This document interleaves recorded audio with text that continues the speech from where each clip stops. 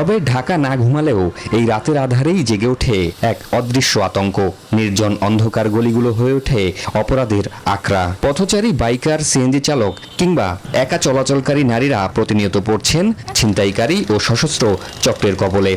ব্যস্ত দিনের ক্লান্তি শেষে রাতের ঢাকা যেন এক ভিন্ন রূপ নেয়। কিন্তু আলো আঁধারির এই শহরে রাতের অন্ধকারে কতটা নিরাপদ সাধারণ মানুষ? কাজ শেষে ঘরে ফেরা কিংবা জরুরি প্রয়োজনে বাইরে বের হওয়া নাগরিকদের জন্য রাতের পথ কতটা ঝুঁকিপূর্ণ? মধ্যরাত, দিনের কোলাহল থেমে গেছে অনেক আগেই, কিন্তু প্রশ্ন জাগে, তিলোত্তমা ঢাকা কি সত্যিই ঘুমায়? শহরের রাস্তায় যানবাহনের সারি বলে দেয় রাতভর জেগে থাকে মেগা সিটি ঢাকা। তবে ঢাকা না ঘুমালেও এই রাতের আধারেই জেগে ওঠে এক অদৃশ্য আতঙ্ক।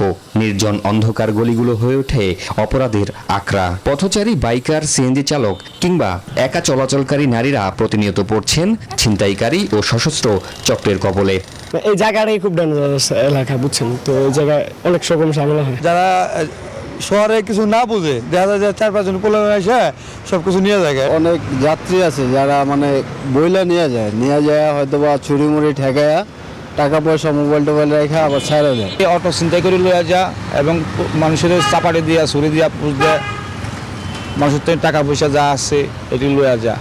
রাতের ঢাকায় খুব একটা দেখা মেলে না আইন শৃঙ্খলা রক্ষাকারী বাহিনীর। অভিজাত এলাকার বাইরে নেই পর্যাপ্ত সিসিটিভি ক্যামেরা। নিরাপত্তার দায়িত্বে থাকা প্রহরীদেরও থাকতে হয় শঙ্কায়।